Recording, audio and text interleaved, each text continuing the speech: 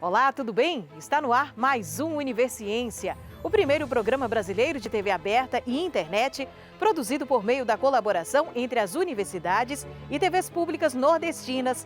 Aqui, a gente pode acompanhar a ciência produzida no Nordeste brasileiro. Vamos conferir os destaques de hoje? Universidade Estadual da Paraíba localiza antigas habitações dos índios tupis.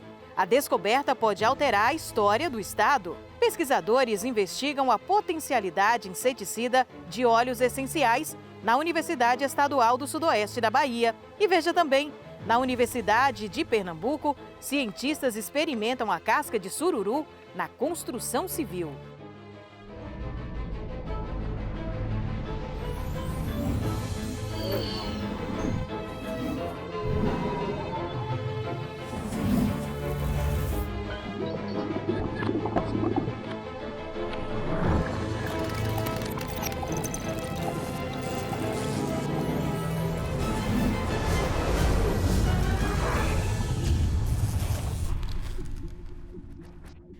E a gente começa o Universiência com esta descoberta intrigante. É que pesquisadores da Universidade Estadual da Paraíba catalogaram resquícios de ocupação de índios tupis em pelo menos 16 locais do estado. O material descoberto até agora é tratado e guardado no Laboratório de Arqueologia e Paleontologia da Universidade e pode ajudar a reescrever a história da Paraíba. Olha só a conservação dessa tigela feita em argila com desenhos geométricos característicos dos índios Tupi-Guarani. Ela estava enterrada a cerca de 1,5 metros de profundidade e é uma das peças encontradas pela equipe de historiadores da pesquisa sobre índios Tupi no interior da Paraíba. As escavações vêm sendo feitas há mais de 2 anos e o que eles encontraram no sítio Moconha, em Serra Grande, a cerca de 450 quilômetros da capital João Pessoa, mostram novas possibilidades sobre a história da Paraíba. Até então, acreditava-se que no que hoje é o estado da Paraíba, nós tínhamos dois grandes grupos indígenas, Tupi, que habitava basicamente a área do litoral, mas claro que nós temos evidências também do povo Tupi nessa região do Brejo da Paraíba. E no interior, nesses sertões propriamente dito, a gente acreditava que havia os tapuias, representados pelos cariris e pelos taraidius. Com as novas descobertas, descobertas estas de 2 anos para cá, 2 anos e meio aproximadamente, nós começamos a identificar a presença tupi nessa região do sertão propriamente dito. Só para vocês terem uma ideia, hoje nós já temos 19 sítios arqueológicos tupi nesse interiorzão, nesse sertãozão. Isso vai fazer com que, ou já está fazendo com que, a gente repense um pouco do processo de ocupação pretérita do que hoje é o estado da Paraíba. Porque antes a gente acreditava tupi no litoral, tapuias no sertão. E agora, a gente com essas novas pesquisas, agora a gente tem a presença tupi também no sertão. Então isso vai fazer com que a gente repense, o processo de ocupação pré-histórica de nossa região, basicamente do nosso estado. Os pesquisadores conseguiram vários artefatos que dizem muito sobre as características dos povos indígenas que habitaram também o sertão paraibano. Temos encontrado urnas funerárias, em boa quantidade, e nós temos encontrado alguns enfeites corporais, a exemplo de tambetais, tanto tambetá. Nós temos um tambetá de amazonita e foi evidenciado também um outro tambetá de mármore. Nós temos encontrado os ossos humanos, claro, em algumas urnas funerárias.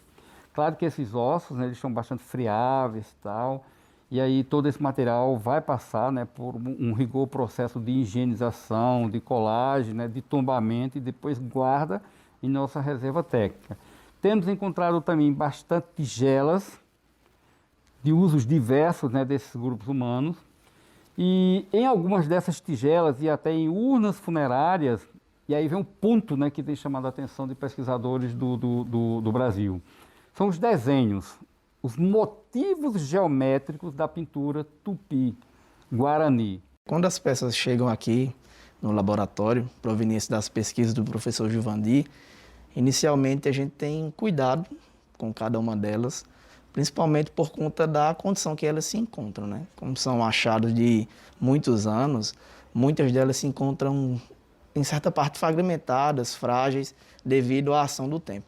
Então, a primeira coisa que a gente tem com elas é o cuidado no seu manejo. Então, a gente utiliza luvas para ter contato com essas peças, não pegando elas de qualquer forma. Também, quando nós vamos para a higienização, a gente tem um certo cuidado ao pegar essas peças para higienizar, sempre fazendo essa higienização com pincéis, de maneira com que essas peças elas não venham ser feridas, né, por conta da sua fragilidade. E também na questão do seu tombamento, também a gente observa um grande cuidado com elas para que elas não venham sofrer nenhum dano. Esse material que tem nos chegado nos proporciona entender um pouco o modus vivendi desse grupo humano, né? Especialmente falando dos tupis. Tá? Algumas pessoas têm perguntado o seguinte, e com relação ao período que esse grupo chegou no sertão da Paraíba, né? Ainda é muito cedo, né, para a gente obter algumas conclusões com relação a isso aí.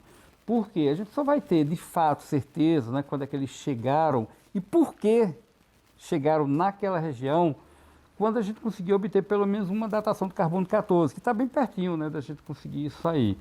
Mas nós acreditamos, tá, que isso, claro, ainda é prematuro, mas nós acreditamos que esses grupos humanos, eles habitaram nesse sertãozão aí entre 400 e 600 anos antes do momento presente. A gente acredita, portanto, na época do contato, né, na época em que os portugueses e espanhóis chegaram por aqui, esses grupos já viviam nessa região do sertão. Um fato que nós temos notado bem interessante, né, que está ligado inclusive ao cotidiano deles, é a área que eles habitavam. Geralmente, né, são áreas abrejadas, mesmo, né, no sertão, na região de semiaridez, mas nós temos áreas abrejadas, né? Aquelas áreas, né, de uma altitude mais elevada, o que a gente já pode, né, meio que afirmar que essa questão da altitude favorecia ao grupo tupi um melhor desenvolvimento humano.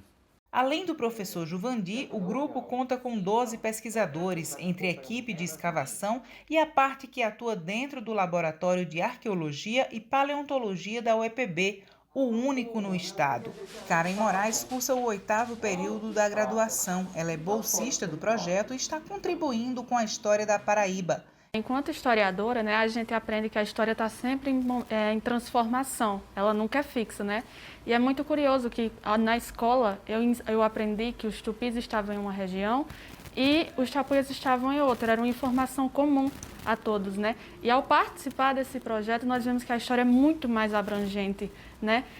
Não houve essa divisão.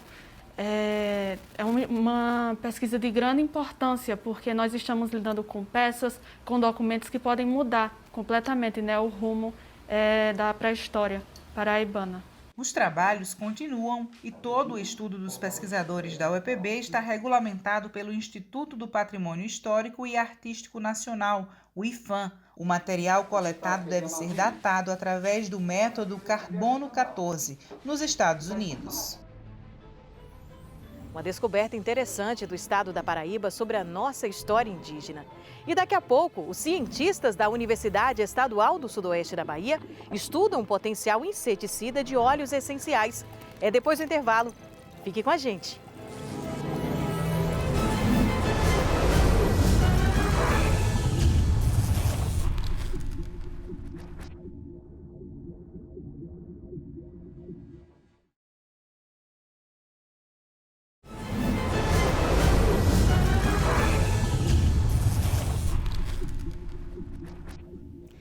A gente está sempre acompanhando notícias sobre a batalha da ciência contra a Covid. Mas a verdade é que os pesquisadores não param em suas diversas atuações e estão atentos aos desafios a serem vencidos. A exemplo do combate ao Aedes aegypti. Cientistas da Universidade Estadual do Sudoeste da Bahia investigam inseticidas alternativos. É que os chamados inseticidas convencionais são em sua maioria sintéticos. E um dos principais problemas é que o uso destes produtos em larga escala contribui para o desenvolvimento de insetos mais resistentes, tornando a eficácia dos inseticidas sintéticos baixa ou nula. Vamos entender como está sendo feita essa pesquisa?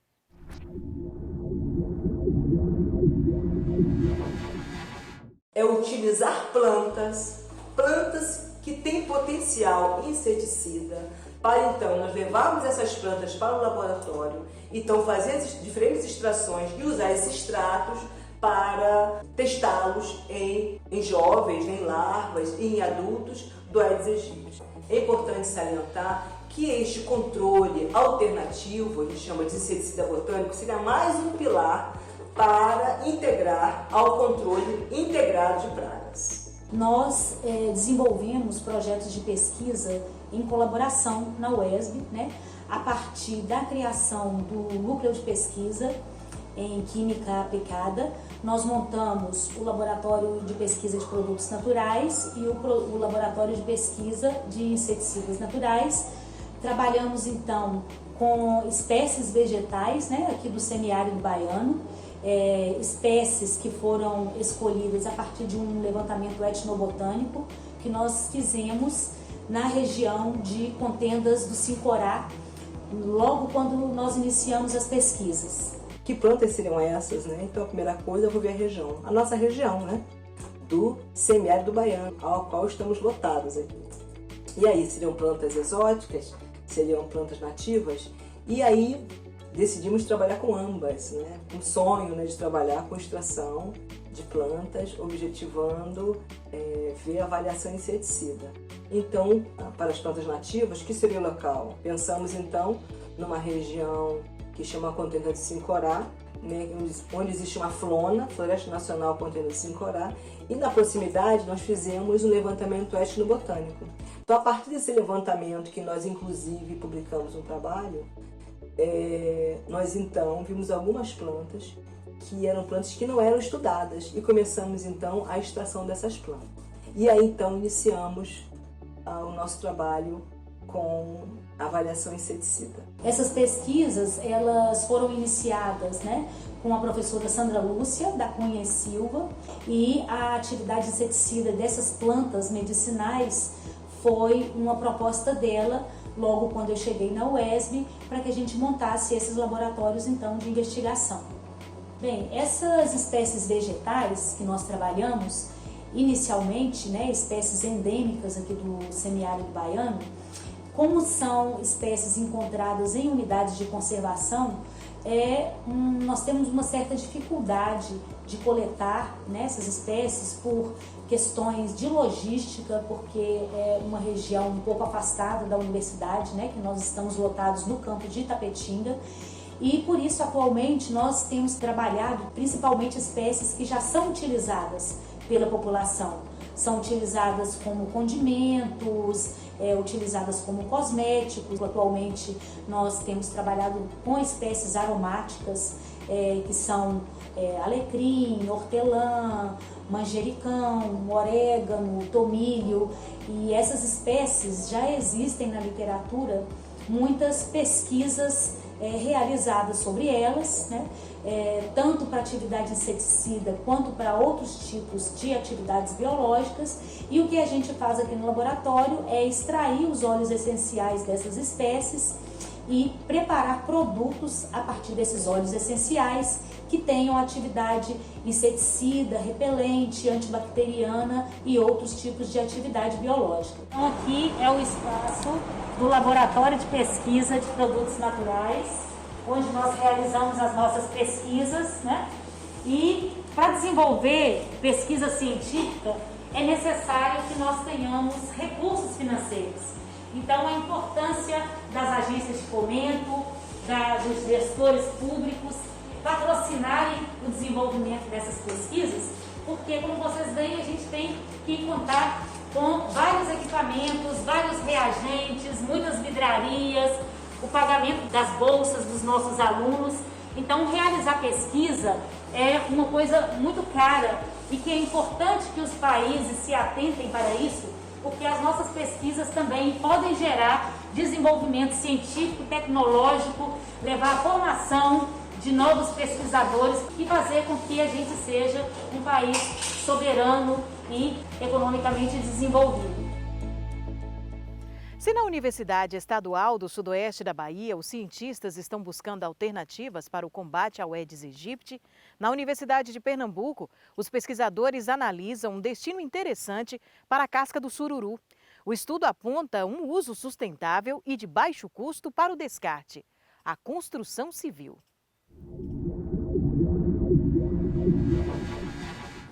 Já imaginou transformar a casca do sururu em material de construção? Isso é um projeto, na verdade, é um estudo que está sendo feito por um grupo de estudiosos, de pesquisadores da Universidade de Pernambuco. A Universidade de Pernambuco vem investindo muito para que os pesquisadores da universidade possam estar em contato com a sociedade e as empresas para resolver os problemas dela. Então, desde 2007, quando o programa de pós-graduação em engenharia civil foi criado, junto com ele vários grupos de pesquisa foram também consolidados, e entre eles o DES, o Grupo de Desenvolvimento Seguro e Sustentável. E a gente sempre fez um esforço de estar em comunicação, por exemplo, com as secretarias. E a Secretaria do Meio Ambiente e Sustentabilidade de Recife, na época, em 2017, entrou em contato com a gente para falar sobre o problema dos resíduos produzidos na Ilha de Deus. E aí é uma comunidade pesqueira que sobrevive da venda do sururu, principalmente, e 80% do que vem do sururu se transforma em resíduos, que poluem o local. Então, diante dessa problemática do descarte dos resíduos na Ilha de Deus, em paralelo, outro problema, que é o uso abundante de recursos naturais na construção civil, surgiu a ideia de utilizar esse material como parte de agregado em materiais cimentícios. Então, nós fizemos como substituição parcial da areia, nós fizemos a coleta das conchas na Ilha de Deus, passamos por um processo de triagem para tirar as impurezas, resto de lixo, lavagem. A gente secou na estufa, passou por um processo de trituração, depois um processo de peneiramento para retirar o excesso de finos. E então a gente ficou com um material muito semelhante à areia.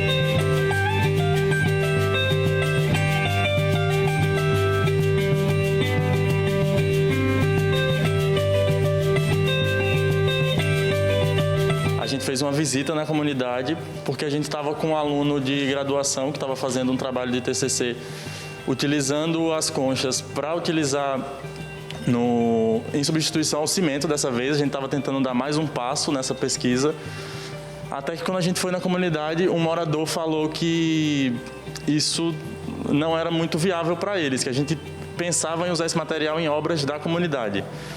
E aí a gente observou algumas coisas. Ele falou que a comunidade não faz mais muitas obras que tem um consumo grande de material. Algumas ruas da comunidade não são pavimentadas, A ideia surgiu daí, a gente estava na comunidade e aí a gente passou a procurar alternativas de levar esse material para fora da comunidade para transformar realmente no produto. E aí fomos atrás de empresas de pré-moldados para fazer essa parceria e produzir esse bloco de piso com substituição em 5%, 10% e 12% do resíduo de concha de sururu em substituição à areia. Nós estamos pensando em fazer ensaios mais voltados para o trabalhador, para a pessoa que vai estar utilizando, que seria o usuário final, a pessoa final utilizar aquele material. E a ideia é justamente essa, propor ensaios diferentes dos já normatizados, propostos por Nilo, utilizar a questão da durabilidade, ensaio de resistência, mas já voltado para quem vai manusear, para quem vai utilizar. Outra questão importante, se esse material ele solta, ele gera alguma poeira, se for inalada por alguma pessoa, se gera alguma questão de saúde importante. Então a gente vai fazer uma análise já com os ensaios físicos, fazendo analogia para segurança do trabalho, o trabalhador que vai manusear e o usuário final, caso aconteça algum acidente.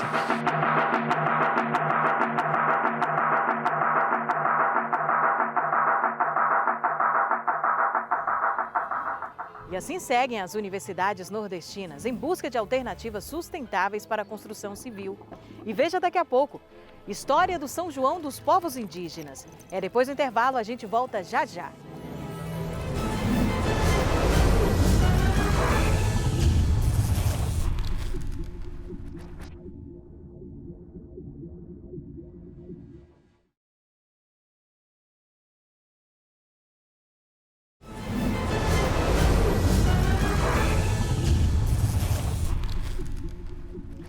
período junino é muito importante para o Nordeste devido à tradição dos festejos. Mas diferente do que muita gente pensa, foi a mistura de culturas e etnias que construiu essa festa linda do jeito que acontece até hoje. E muitos dos costumes dos festejos juninos vieram da cultura indígena, como o pesquisador da Universidade Estadual de Santa Cruz, no sul da Bahia, explica pra gente.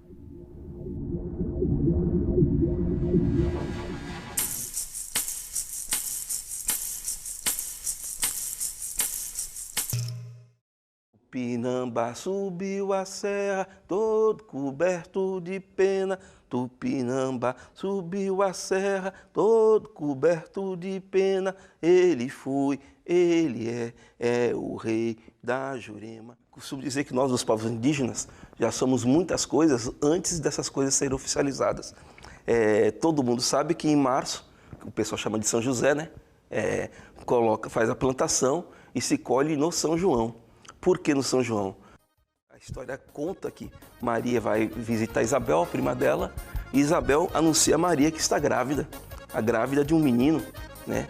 Que ela vai dar o nome de João. Maria diz, voltando para a aldeia dela: minha prima, acenda uma fogueira na porta da sua casa quando o seu filho João nascer. E aí vem a tradição da fogueira. Olha que interessante, depois de 6 meses nasce Cristo, que é o outro solstício, que para nós é o solstício de verão, né? E aí eu acredito que esse cristianismo primitivo, quando vem para cá pelos jesuítas, essas datas batem e ficam referendadas uma na outra, né? Então aí provavelmente com essa junção de uma festa que já existia aqui dos povos tradicionais, que é a festa do solstício de inverno, e com a junção da cristandade, surge aí a festa junina. Essa época é a época do solstício, é a mudança do eixo da Terra em relação ao Sol, que é, no nosso caso, solstício de inverno, noites longas, dias curtos. Então, antes da vinda dos portugueses, dos jesuítas, né, das missões religiosas, nós já comemorávamos essa festa como uma festa da fartura, da abundância, né, dançando em torno da fogueira, balançando o maracá, tocando nossos tambores e fazendo os festejos todos. A tradição de brincar em torno da fogueira, comer batata feita na fogueira, a mandioca feita na fogueira, o aipim feito na fogueira, o quentão, o licorzinho de genipapo, paçoca, amendoim, milho, tudo isso é da cultura indígena. São comidas do povo indígena. Eu costumo dizer que a maioria das pessoas viram índios no São João. O índio, ele dança, como o povo negro também dança, pisando na terra, né, no chão. E o forró, por isso que é forró pé de serra, né? Ele arrasta a sandália, é a referência da terra. A gente saiu plantando milho, agora é recolher o milho e é muita comilança, né? É assar o milho na fogueira, que é fazer a brincadeira, é fazer o poranci, é contar a história na roda do fogo, na roda da fogueira. Esse é um momento que nós, povos indígenas, fortalecemos mais nossos espíritos mesmo, né? É um tempo de fortalecimento interno e de muita alegria. Por isso que eu acho que aí seria, tenho certeza, né? Seria importante sempre ter esse resgate, né? É um contínuo processo de apagar a presença indígena na cultura brasileira. Muita gente fala assim: ô professor Cazé, a presença da cultura negra e da história negra na cultura brasileira eu consigo achar. O carnaval, o samba e a capoeira, de vez em quando só fica nisso também, que é um erro, né? São muitas outras coisas também. A presença portuguesa também, a língua. E por que a gente não acha a cultura indígena? Na minha leitura é proposital, né? Nós temos um direito originário ao território. Nós, os índios, não éramos donos do território. Nós somos a própria terra. Esse direito é um direito congênito originário. Então, nós temos um direito que precede o direito à propriedade privada e o direito ao Estado. O nosso direito é originário, né? Conforme eu disse, nós temos essa cor porque nós somos a terra. Então, na minha leitura, há uma necessidade de quebrar a presença indígena, na presença da cultura brasileira, em você que está me vendo agora, está me ouvindo agora, para você achar que aqui não tem mais índio, né? E tem. Tava no meio da mata, tava no meio da mata, pra quem mandou me chamar? Pra quem mandou me chamar? Eu vim foi beber giroba, eu vim foi beber giroba, balança meu maracá, balança meu maracá, reia, reia, reia, reia. Bom, o programa de hoje fica por aqui. Na próxima semana temos um novo encontro marcado para continuar conhecendo as pesquisas desenvolvidas no Nordeste brasileiro. Muito obrigada pela companhia e até lá!